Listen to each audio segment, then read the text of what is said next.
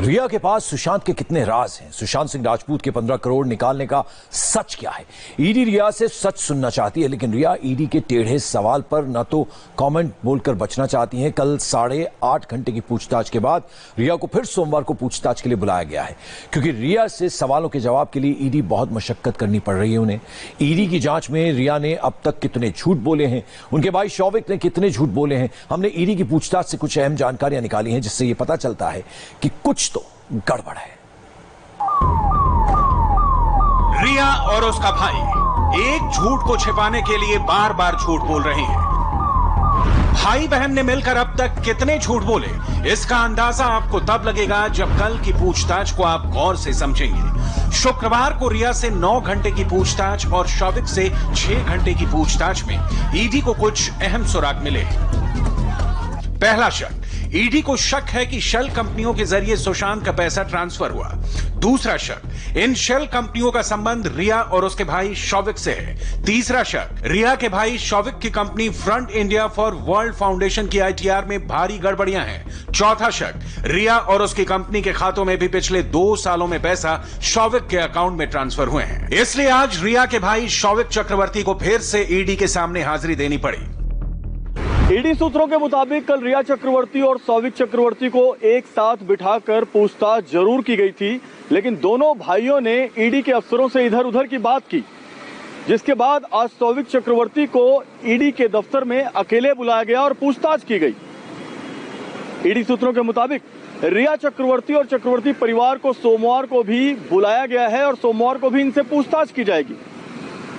ED ने यह जानकारी दी है कि रिया चक्रवर्ती या शौविक चक्रवर्ती के अकाउंट में अब तक 15 करोड़ रुपए की कोई जानकारी ईडी को नहीं मिली है।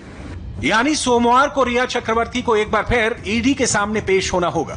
ईडी उससे फिर से सवाल जवाब करेगी, क्योंकि रिया इन्वेस्टिगेशन में कोऑपरेट नहीं कर रही।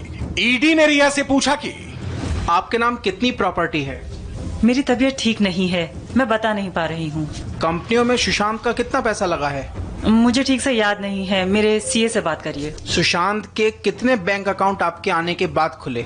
मेरे मैनेजर से बात करिए, बैंक वालों से बात करिए। मतलब पूरी पूछताछ में क्या बोलना है, कौन से सवाल पर बहाने बनाना है, कौन से क्वेश्चन पर तबीयत खराब होने का बहाना करना है, तोते की तरह रट कर आई थी रिया चक्रवर्ती।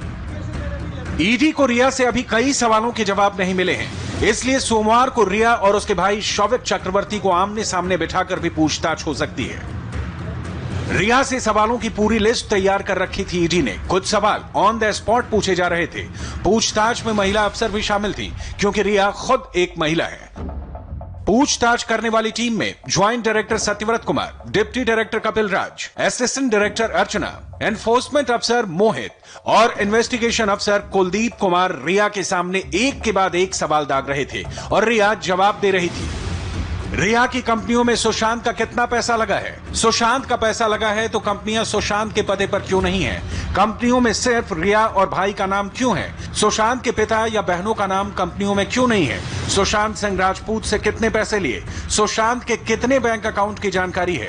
रिया के पास कितनी प्रॉपर्टी है? जैसे और कई सवाल रिया से पूछे गए, लेकिन रिया के बहाने खत्म होने का नाम नहीं ले रहे थे। इन पांचों अधिकारियों ने बारी बारी से अपने पूछताछ का सिलसिला शुरू किया। सबसे पहले रिया के सीए से पूछताछ हुई, उसके बाद रिया को बुलाया गया।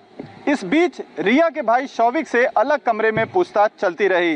बाद में शौविक कुछ कागजात लेने के लिए घर गए और वापस लौटने पर एक बार फिर से पूछताछ शुरू की गई।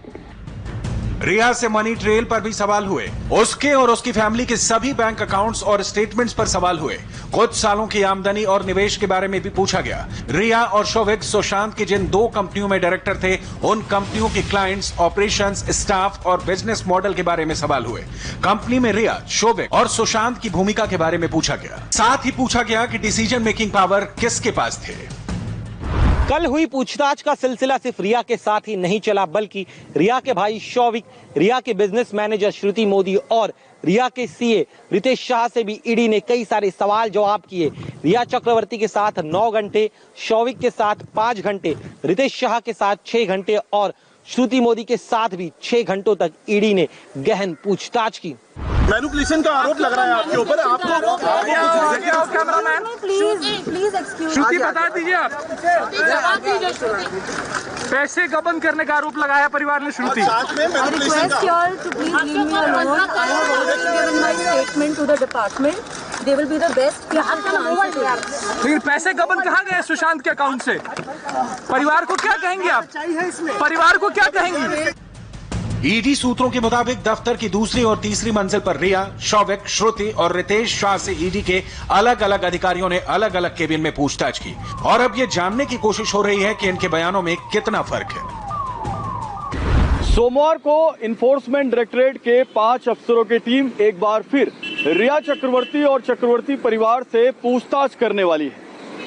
यहाँ सबसे महत्वपूर्ण बात यह है कि इस बार जो पूछताछ होगी वो परिवार के सभी सदस्यों को एक साथ बुलाकर और एक साथ एक कमरे में बिठाकर की जाएगी।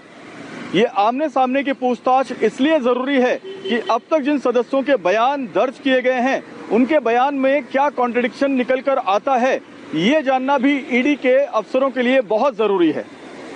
ये मनी ट्रेल की जांच सिर्फ इस बारे में की जा रही है कि चक्रवर्ती परिवार ने पिछले 2 साल में अपने किन किन अकाउंट्स में कितने पैसे जमा करवाए और कितने पैसे निकाले और कहां इन्वेस्टमेंट किए और उनका सोर्स क्या है।